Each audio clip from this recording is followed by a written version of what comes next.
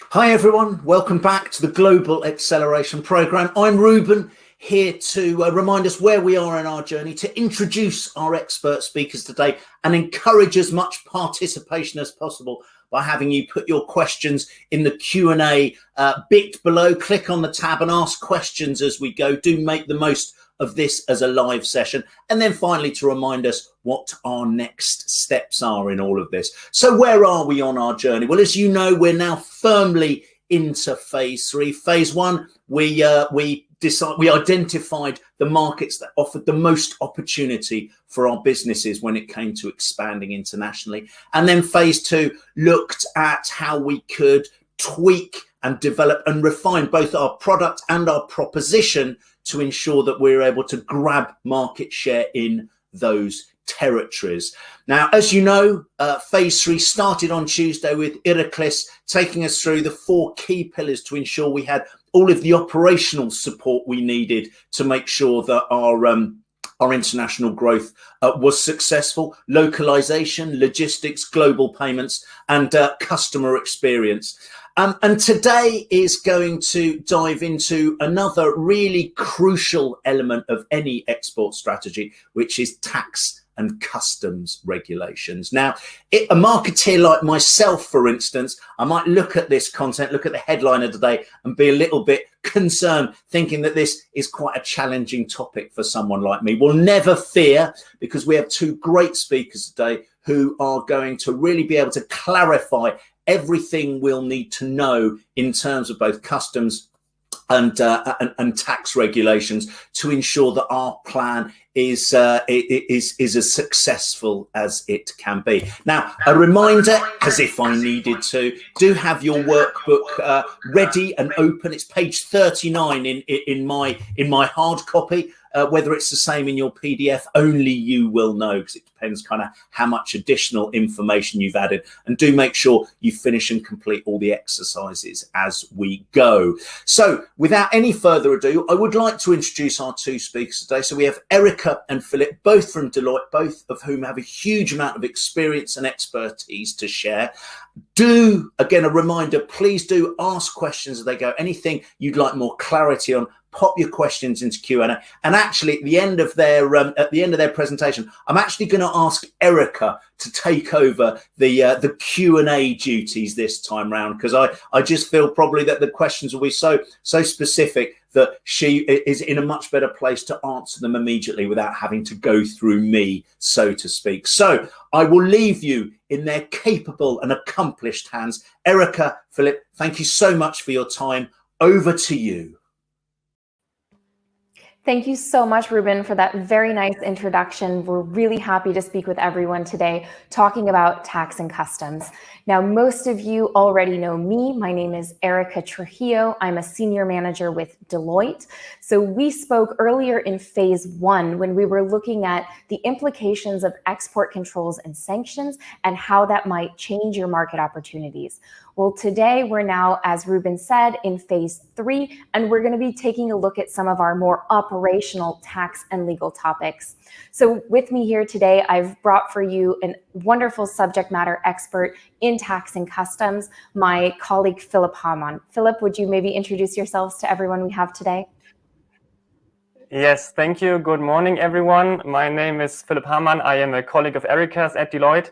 I am a manager in the area of indirect tax, and I am happy to guide you today through the wonderful world of tax and customs. Great. Thank you so much, Philip. Maybe we can take a look at our agenda for today, please. Yes, so as we mentioned, just to kind of give you a little bit of context of what we're diving into today, of course, we are planning our operational go-to-market. And as part of this, of course, one of the key considerations that we need to take into account is how will our new business activities as we start to expand affect our tax implications? We may have some questions like, when do we have to pay customs and how do we do this? And today we're going to be taking a deep dive into those topics.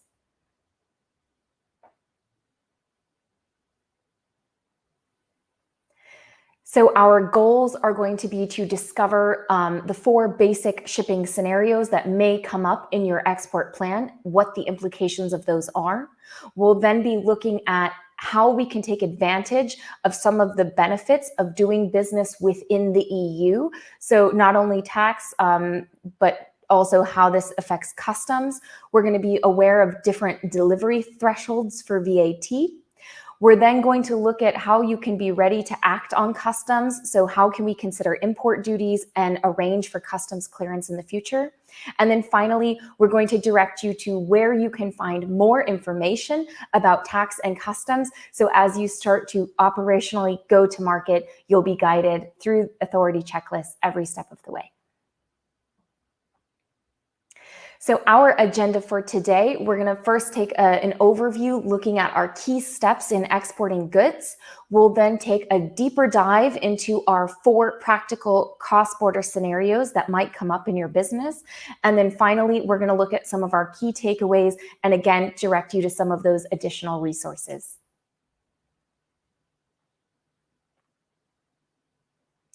So first up, what do we need to take into consideration before we start exporting our goods to customers abroad as we start going to market in an operational way? First, we're going to want to identify if our export is within, into, or out of the EU. So this is going to be looking at some of our 4 key scenarios, depending on where your business is located and depending on where you're planning to export to. Then we're going to clarify if taxes and customs apply or only tax, depending on those scenarios. Then we're going to look at how can we ensure the correct import and export customs compliance if this is required based on our activities. Then we're going to determine if you need to account for VAT in your customer's country. So it's always good to keep in mind, as we mentioned in the last session that we spoke together about, not only do you often need to consider the legal considerations for your home country, but also the country that you're shipping to. Then we're going to look to ensure correct material and procedural VAT. So I think this is where many of us consider that customs or VAT is quite complicated, but my colleague Philip today is going to walk us through some of our key steps to make this a little bit more clear. And then finally, we're going to understand how can we declare and pay our import duties and taxes so that we can start focusing on all of the other wonderful benefits of exporting. So let's take a dive into our 4 key scenarios. So as I mentioned earlier, we need to be thinking about where are we located and where are we shipping to. Whenever we're doing business internationally, we can think of this as kind of a cross-border sale. So for cross-border sales, we have 4 primary scenarios. So the first is when we have a sale within the European Union. So this is, of course, an interesting scenario because from a legal perspective, this actually isn't considered an export because we're not actually crossing the border of the European Union. Therefore, we will have tax considerations, certainly, but we won't necessarily be having any customs considerations. So this is why we talk about some of the benefits of doing business within the EU territories. Our second scenario is if you have a sale from a third country to the EU. So we're going to take a look at some examples of if we're sitting in the UK and then we're shipping into the EU. That's a good example of a third country into the EU. Then we're going to look at sales from an EU country to a third country. So really quite the opposite here. So for example, shipping from Germany to the United States. And then finally, we're going to look at sales outside the European Union entirely. So for example, shipping from the UK to the United States. All 4 of these scenarios have a little bit of a different approach, but together with Philip, we're going to get through them here today. So scenario A, so this is our supply of goods within the EU. So Philip, if I'm sitting in Austria and I'm going to be shipping to Spain, do I actually need to consider customs if we're inside the EU? Well, good question. You have said it already. When you are shipping just within the European Union, you do not need to take customs into account. You can ignore customs materially, you can ignore customs formalities. Your exports, your sales are only subject to taxes, which is mainly VAT. And of course, in some cases, if you are trading in excise goods, there will also be excise taxes.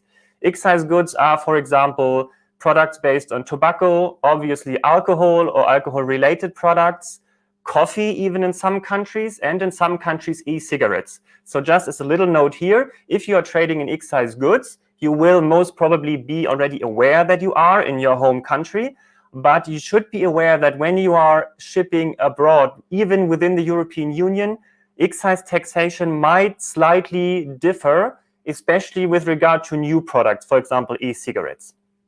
Anyway, the reason why you do not have to take customs into account is because the European Union is forms a so-called customs union, which means that only the outside border of the EU is the customs border, and everything moved within is technically not an export or import, as Erica has already said. It is just subject to tax. There are no customs borders between within the European Union, which also means that you do not have to calculate any import duties, customs duties into your final price. Further, the fact that you can avoid import duties and clearance processes save costs and time for your export. So it would be your first choice if you are sitting within the European Union to first start exporting to other EU member states. In case you are not sure whether your customer's country or your target country is a member of the EU, you can check the current EU member states on the EU website. We have referenced the respective site in the workbook. You will find it there. So moving on. Scenario. So if I'm doing a B2C sale, so from business to customer sale from Austria to a Spanish consumer, and my consumer is going to purchase my yoga mats online, and I'm dispatching that item then, of course, from Austria to Spain. What do I do for taxes here, Philip? Well, this transaction that you have described here in our example case classifies as a B2C, business to consumer sale within the European Union. So first scenario, straightforward. As I've said earlier, there are no import duties that our example company Happy Fitness here would have to take into account. They can ignore it totally. Neither do they need to consider any customs formalities between Austria and Spain. Don't need it. And finally, for the sake of completeness, obviously yoga mats are not subject to excise duties either, so we can ignore it here in this case too. So the only question that Happy Fitness or your company would have to ask themselves is, what about VAT? And in which country do I have to pay it? Can I pay it in my home country? Can I pay it in Austria? Or do I have to pay it in my customer's country, in this case in Spain? In principle, Happy Fitness here in our example can charge their price with Austrian VAT because they are located in Austria, the respective scenario in your case. However, the sale to the Spanish customer would be taxable in Spain if Happy Fitness would exceed a so-called delivery threshold. So in the European Union, there is the general system that you are taxed at home, but if you exceed a certain threshold of sales volumes, the taxation is shifted to the country of your customer. The delivery threshold is 10,000 euros per calendar year per country, in case you are shipping to several countries in the European Union, and only to private consumers. So you only have to take into account, or Happy Fitness here, B2C sales. If Happy Fitness exceeds this threshold of 10,000 euros, they would be required to charge Spanish VAT on their sales price instead of Austrian VAT. So Philip, maybe just a quick question. So once I'm above my 10,000 euro threshold, am I then only paying Spanish tax on everything above the threshold? Or is it now completely instead of Austrian VAT? And let's say it's a 20,000 euro amount, I'm now going to pay Spanish VAT on the whole 20,000 or just the top 10%? That's a very good question. You are paying Austrian or home VAT on the first 10,000 euros of sales, and the first sale that makes you exceed the 10,000 will be subject to Spanish VAT or to destination country VAT. So it can be split. It can be that the first half of the year you are paying local VAT, and then when you exceed the first sale, the first euro will shift you to your customer's country. You have to pay there.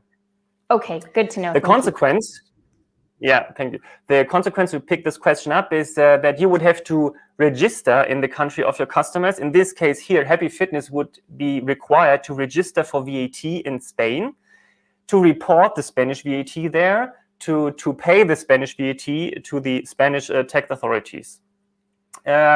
This will result, obviously, in additional costs for an ongoing VAT compliance, because you have to file periodical VAT returns. You know it from your home country, most probably.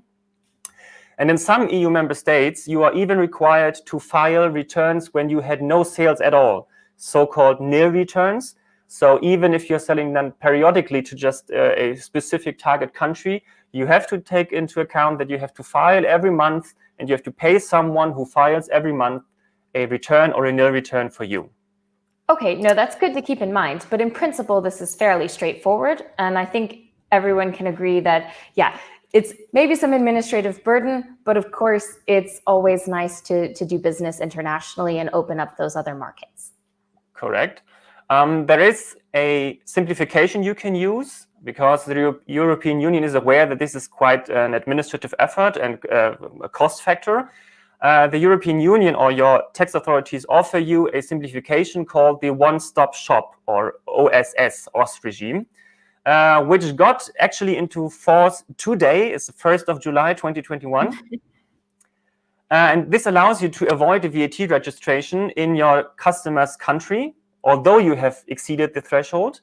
Instead, you can pay your foreign VAT in your home country to your local government, and your local government tax authorities will allocate your foreign VAT to every tax authority in the EU. So I can just recommend ask your tax advisor regarding the OSS registration process. It will be a very nice simplification for you. Great. I love simplifications in tax, Philip. You know this. Whatever makes it easier for us. Right. Just a little side note for the sake of completeness, I'll make it quick. Excise taxes, although it is a niche, just in case you are selling products subject to excise taxes, and in case you are selling from Austria to Spain, you would have to make sure that you ensure correct excise taxation in Spain. Briefly, you can get a refund for your local excise tax on your product, but you have to ensure taxation in the country of your customer. For this reason, you have to appoint a local representative for excise tax matters, who will file your excise tax returns for you. If you don't do it, you will be obliged to file the returns on your own for every single shipment.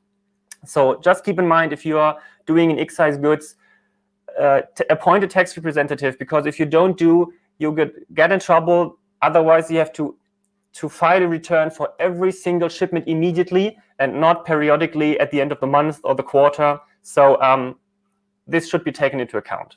But this just as a side note for the ones of you who trade in excise goods. Great.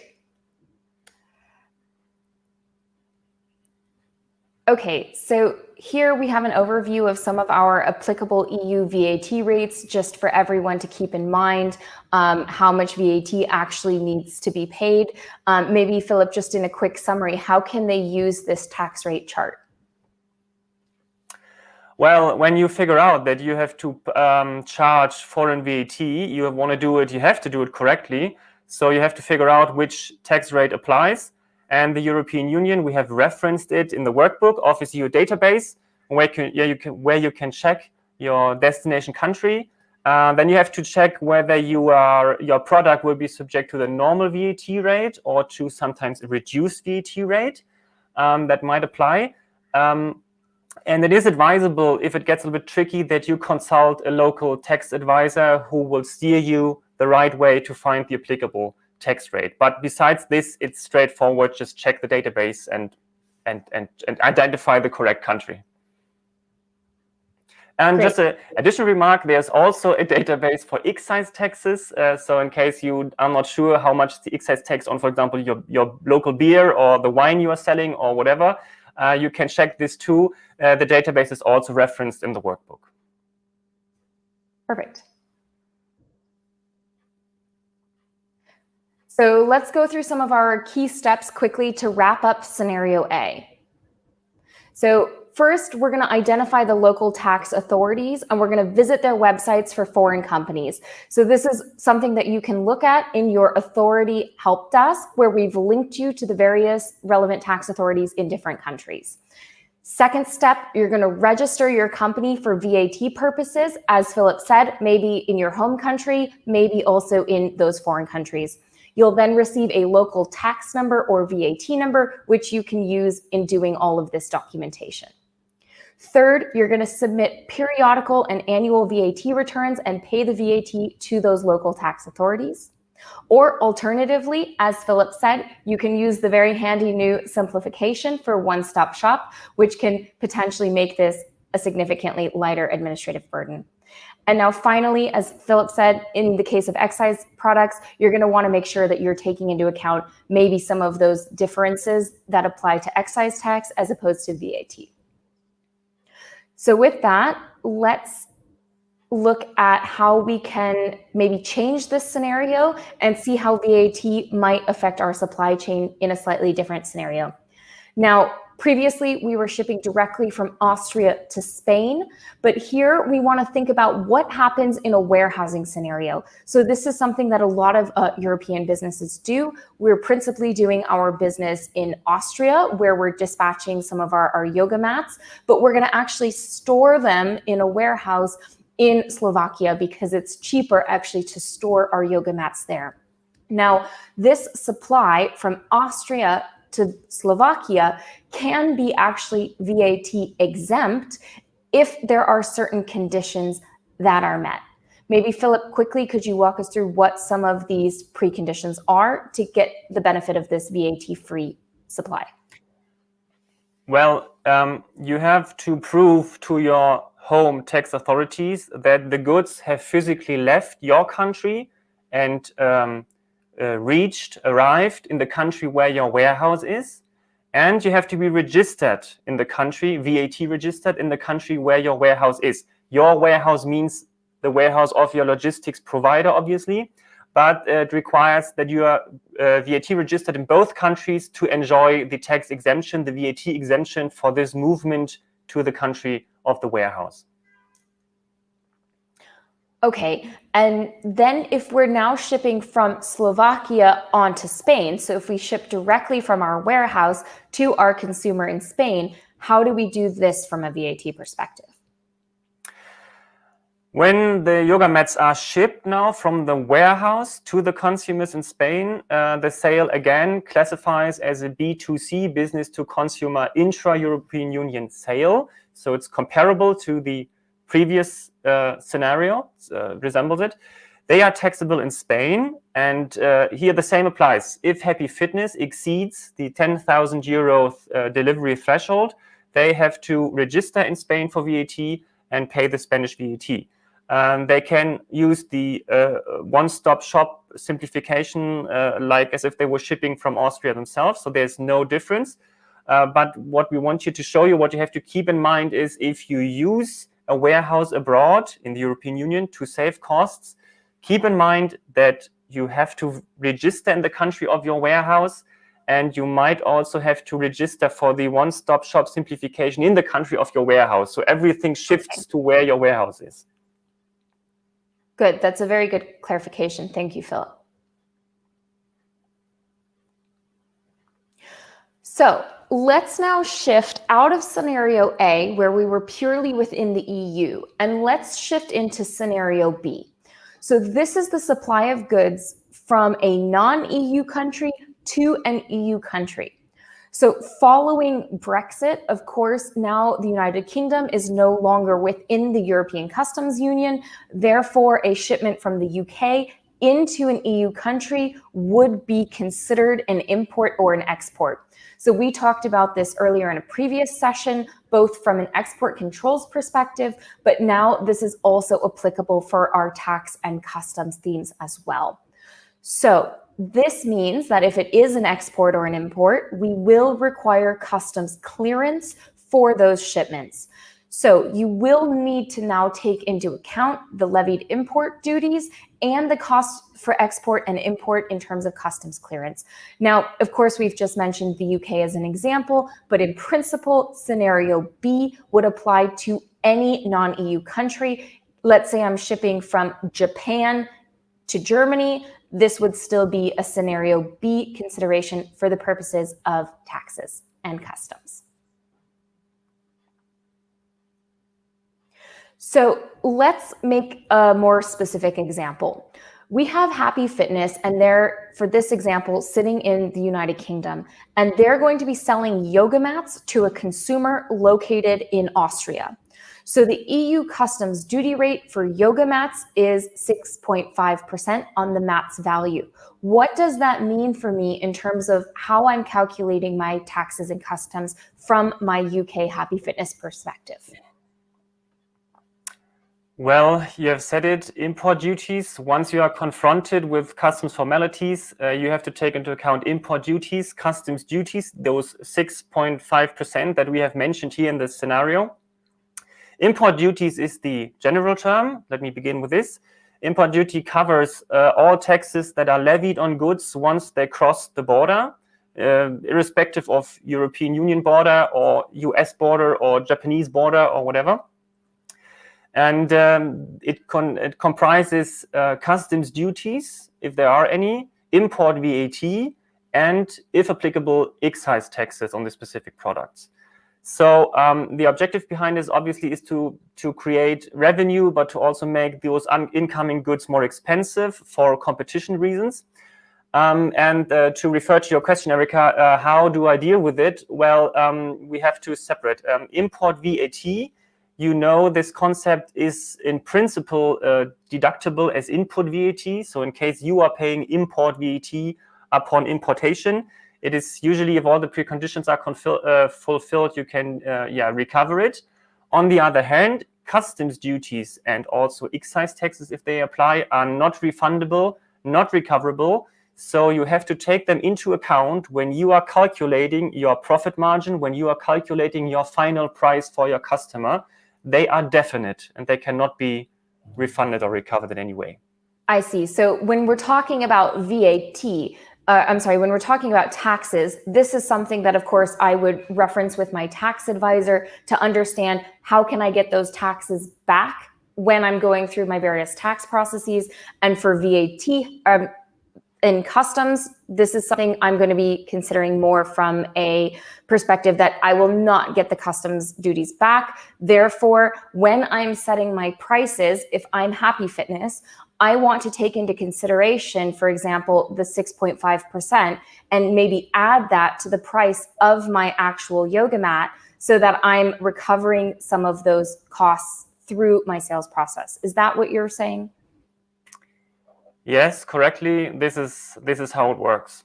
And to take this further, well, the consequences that you want to need to know, what is the applicable customs duty rate that I have to take into account? Import VAT, we know already, but how do you figure out what tariff or what customs duties apply? The specific amount of import duties, customs duties levied depends on the actual kind of the good that is imported, on the kind of the goods that you are selling to your customer. For this purpose, you require a so-called tariff code or tariff number for your specific goods in order to determine which duty rate or excise duty rate applies. So in our example, Happy Fitness sells yoga mats to consumers. And in order to determine the 6.5%, they had to determine first which tariff code applies to products like yoga mats. Happy Fitness and you later you can check the applicable tariff code on a database in the European Union for import purposes. It's called TAREC. We have referenced the TAREC link in the workbook. You can find it there. And with this database, you can identify the tariff code, and you can identify the tariff rate, the duty rate that is applied to your project. It can be 0%, it can be duty-free. A lot of products are duty-free, but in some cases, duties apply, considerable ones. As I've said, the duty is definitive, so you have to take this carefully and properly because it's not deductible.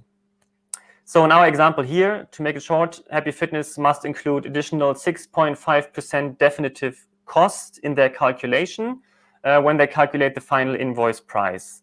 In addition, local VAT will arise later in Austria, but this one will be deductible, or anyway, they have to transfer it to the tax office anyway. And the same applies to excise taxes, but does not apply here because yoga mats are not subject to excise taxes.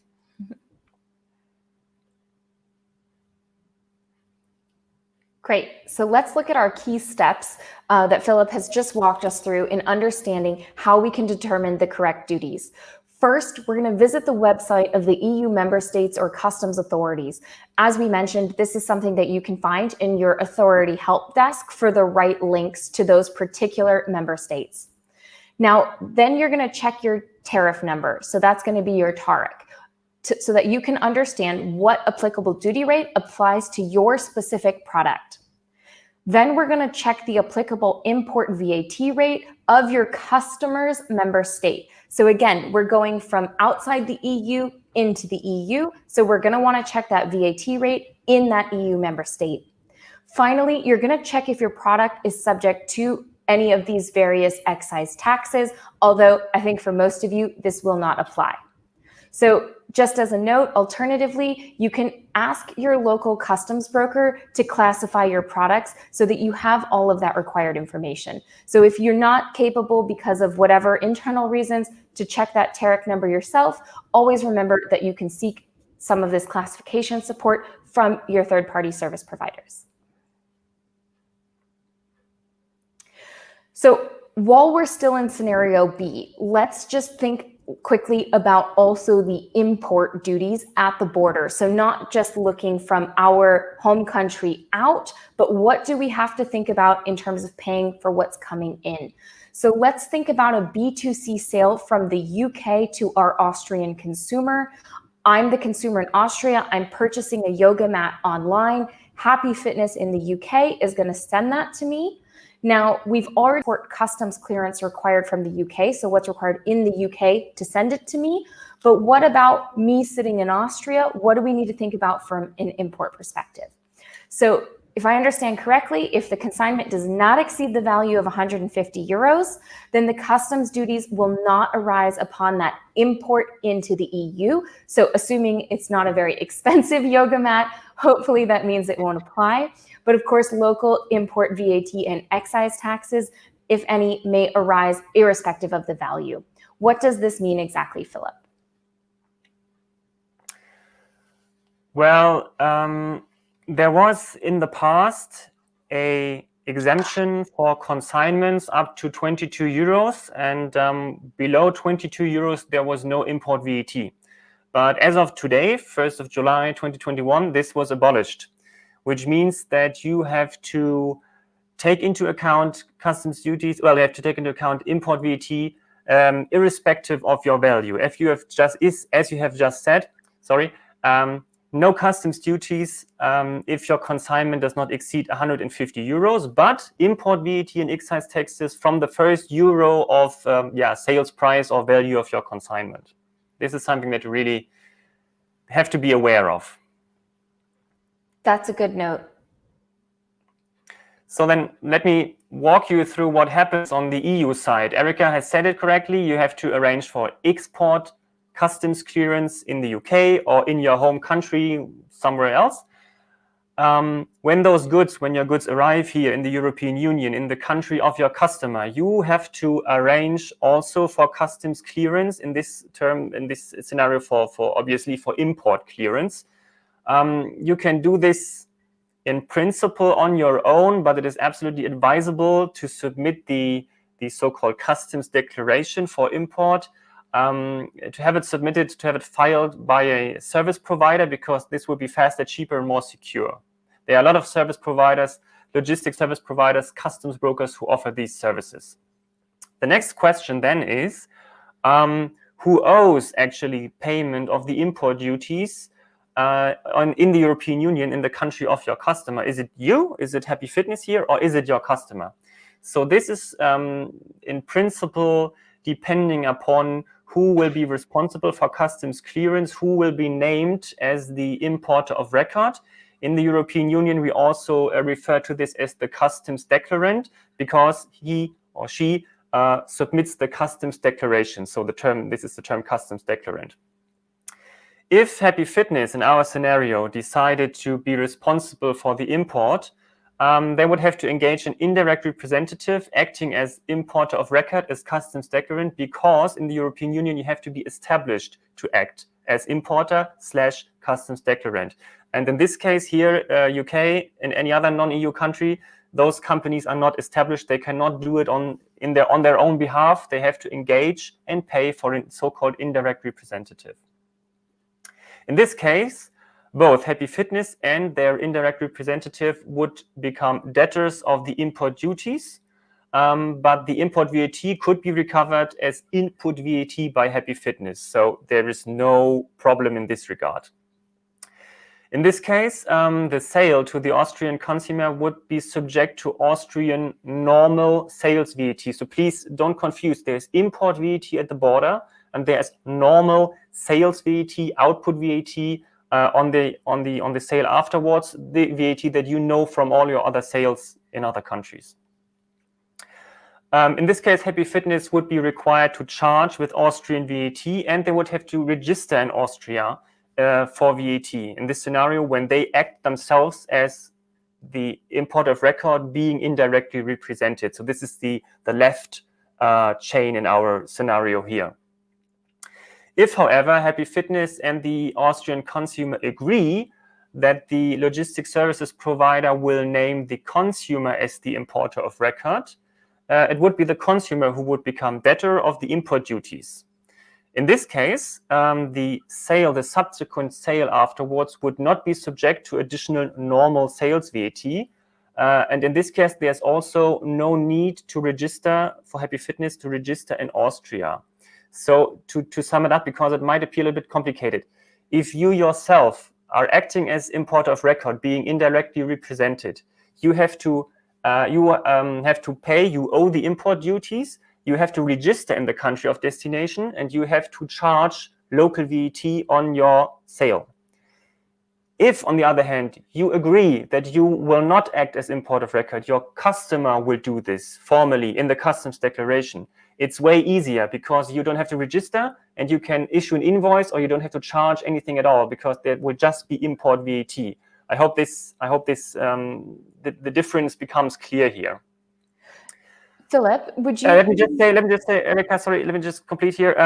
The second scenario, your customer acting as importer of record is not preferable, because customs authorities usually will keep the consignment at the border and will require your customer to come to the nearest local customs office, pay the import VAT, pay customs duties, if any, and then they can pick it up. So this is considered, usually you can imagine, as not very customer friendly and a burden, and not very attractive if they know it in advance that they have to do it. So the first scenario, that you act as importer of record being indirectly represented, is preferable. And let me just add, there's also a simplification. You see it already there, introduced as of today in the European Union. You can use the so-called import one-stop shop, IOSS procedure. Sorry, Philip, I will have to interrupt you. Could you please load the graphics below this? Oh, sorry, I wasn't aware that it's not shown. Thank you. It makes it much easier to visualize now. I apologize. I was not aware that I did not click properly. Thank you very much. You can now see everything? Yes. Now it's visible. Yeah, I apologize. So where was I? Now you can see what I was talking about. The left side is you are acting as importer. The right side is you agree with your customer that they act as importer. And the difference is either way, you or your customer will owe the import VAT and the import duties. And I was talking about the simplification, the import one-stop shop in the lower left box it is there. It was introduced as of today. And it works in the following way. Under this regime, if you register for it, there will be an import VAT exemption for goods up to 150 euro, and so small consignments. That is to say, there's no import VAT at the border. And the next step is that it is comparable to the one-stop shop procedure. You have to register in only one EU member state, and you can declare and pay all local sales VAT centrally to just one authority instead of registering in all your customers' countries. So this is attractive if you are, for example, in our case here, Happy Fitness is established in the UK, and they are selling to Austrian customers, to Spanish customers, to German ones, to Dutch customers. Then IOSS allows you to register in just one country, for example, the Netherlands, because you import via Rotterdam, and you declare all VAT in the Netherlands. No need to register in Austria, Spain, Germany, whatsoever. Great. Okay. So we'll quickly run through our key steps of how we can address this scenario. So first, you're going to arrange with a logistics service provider for export customs clearance in your country. So for our scenario, in the UK. Next, you're going to arrange with a logistics service provider for import customs in the customer country. So in this case, in Austria. Next, you're going to decide who's responsible for import, either you or your consumer. Again, take into consideration, no one likes to get the note that they need to go to the customs office to get their product. Next, you're going to be responsible for import. You're going to have to register for VAT in the country of import. So if I'm Happy Fitness, that means I'm registering in Austria. If your customer is the one that's going to be responsible for import, make sure that you have any respective power of attorneys in the sales contracts that authorizes you to name them being responsible for import. Otherwise, it can be quite a mess at the Customs Authority office. Unfortunately, I've had this experience personally. So let's now move into scenario C. So this is going to be basically the reverse, where we have a Happy Fitness in Austria, and they're going to be shipping to the United States, so outside the EU. Here, we're going to be asking the question, what do I need to take into account in terms of taxes and customs? So our customer is going to be purchasing their yoga mat online. Happy Fitness is going to dispatch that mat from Austria to the United States. So this is an export outside of the EU, which means it can actually be VAT exempt under some circumstances if the customs documents are proving the physical exit of that product outside the EU. Also, the invoice to the customer should not show Austrian VAT because it's going from Austria outside of the Union. Otherwise, of course, as we've discussed in our other scenarios, Happy Fitness would owe that false VAT amount. Happy Fitness must also arrange for exports customs clearance out of the EU. What about importing into the USA? In the US, Happy Fitness has to arrange for import customs clearance. And depending on US law, Happy Fitness could owe import duties and taxes in the US. So basically, the scenario we just had, you may need to follow those procedures in the US. Import duties and taxes, of course, depend on the kind of goods imported. So again, but in the reverse, you're going to want to look at what your product is. You're going to want to find out what's the tariff number and the tariff rate for that particular product in the United States, for example, because just like it did in our previous scenarios, this may impact the prices that you need to charge both to your customers and internally. What's our practical advice for dealing with this scenario? Well, customs formalities, especially import formalities, deviate from country to country. So I can just strongly recommend, do it properly, consult a local customs broker or a local logistics services provider to classify your goods, because as I said, the tariff code is decisive for everything and it needs to be the correct one. And they can also obviously support you with the procedure of customs clearance. They can file the customs declaration for you. But keep in mind, even if you hire someone, you will, of course, be responsible and liable for the correctness of the information in the customs declaration. So my strong recommendation, do it properly. As we should with all legal compliance. Yeah, of course. obviously. How do you know you have lawyers in the room? So what are our key steps? I mean, we've basically gone through these in the reverse form earlier, but you're going to want to visit your customers' local customs authorities. So in this case, the United States. You're then going to check that tariff number in the local customs database. You're going to, based on that number, check the applicable duty rate in that local customs database. Then you're going to check your applicable import VAT taxes, etc. in the United States. So we like to call it sales tax. Then finally, you're going to check if your product is subject to excise taxes. Again, always an exception to look out for. And alternatively, as opposed to doing this yourself, as Philip just recommended, ask a local customs broker to classify your products so that you can have all the information at hand, because if it's done properly, sometimes you might be getting benefits if that product is subject to lower rates under certain exceptions. So let's maybe change our scenario a little bit and look at that supply of goods and understand who's actually paying the duties. Philip, who's actually paying our duties if we're shipping this abroad?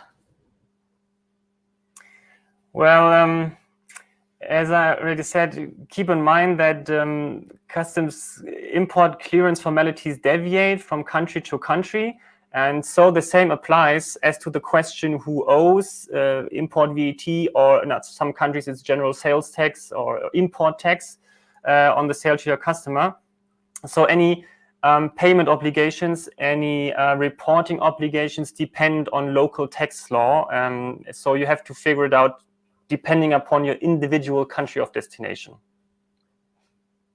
Okay, great. So that should be one of my first steps then, is as we've already decided as part of our export plan which new markets we're going to be looking into, we should definitely then think about consulting a local advisor in those identified markets so that as we operationally take our business to a point of exporting, we know that we're doing it with all of the relevant information related to local taxes. So this brings us to our fourth and final scenario, which is going to be the supply of goods from a non-EU country to another non-EU country. So a good example of this would be if I'm in the United States and I'm going to be shipping to the UAE. So how do I handle this third country export-import process if the EU is not involved at all? Well, first, we have a B2B sale, of course, from our US to our UAE consumers. So let's say our consumer is sitting in Dubai and they're ordering a yoga mat. So Happy Fitness needs to arrange for export customs clearance in the United States. So again, we have to clear that US border going to Dubai.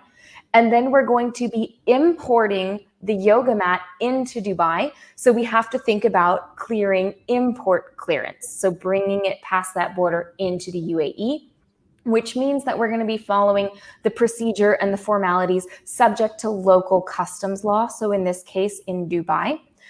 Imports can be subject to import duties. So we've talked about this in our other scenarios as well. This is not a new concept, but it is something that we should take into consideration, that as we're importing, we may need to consider certain payments in that importing country.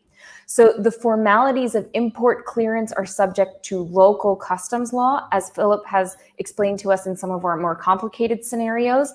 But in general, you should be thinking about what is the tariff number and who's responsible. So for all of our scenarios, outside of course, our inter-EU situation, we're thinking about what's the tariff number, what rates apply because of the tariff specifically, and then finally, who's paying for it, who's responsible. The same applies here in our non-EU scenarios.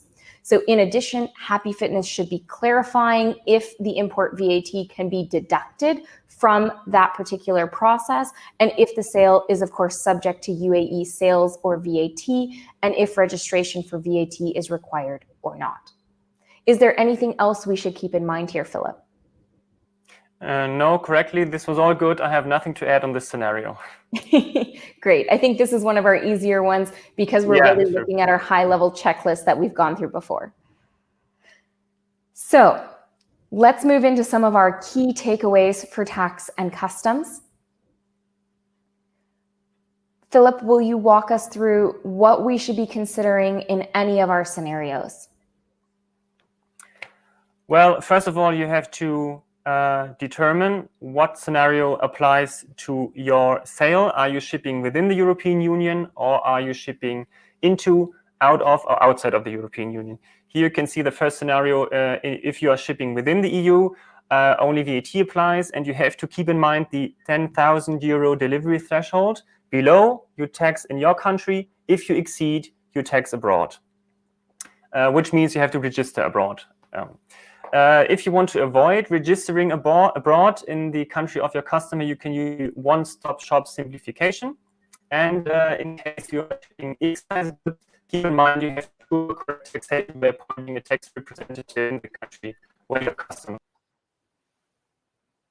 So I think I'm going to go ahead and carry on here. So as Philip was just mentioning, once you've exceeded that sales amount, you have to register and pay foreign VAT in the country of your destination. If you want to pay foreign VAT at home, then you can take advantage of those simplifications. This is something we would recommend now that it is available when you're talking with your local advisors, or if you're doing this in-house, make sure you are taking into account these simplifications, as it will greatly reduce the amount of administrative burden that you have as a company. If you are shipping excise goods, always make sure that you take into account that those may have special tax scenarios that our regular goods do not. Want to kick us off with shipping into the EU or out of the EU, Philip? Sorry, I did not get that technically, acoustically. I apologize. I think there's maybe a connection issue. So I will go ahead and walk us through. So if you're shipping into the EU or out of the EU, so our scenarios B and C, then we're going to want to start thinking about customs applying, not just tax.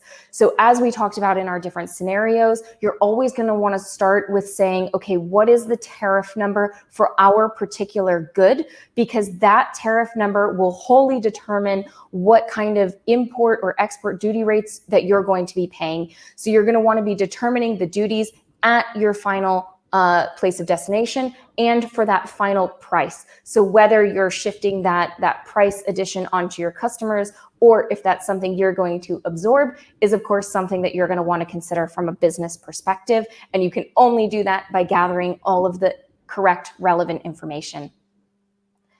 So then you're going to want to file your export declaration once you have that information in the country of your destination, and a respective import declaration in that country of destination, as well as exporting from your home country. So as always, official customs clearance will need to be arranged. And to do that, you're going to want to consult a local logistics provider to help you do that. So I think up until now, we haven't had any questions come in the chat, but this is a wonderful opportunity. I know that we've covered a lot of very complicated tax questions here, but hopefully we've boiled them down into some of our 4 key scenarios. So if you do have questions, I strongly encourage you to ask them while we have Philip, our subject matter expert, on the line with us today. But if not, please feel free to follow up with us directly at a later point. And on our next slide, we will have a look at some of the additional resources that we've provided to you. So please feel free to check those other deliverables. And in the meantime, we wish you all of the best success for your Global Acceleration Program with Google. And with that, thank you, Philip and I. We're going to turn it back over to Ruben.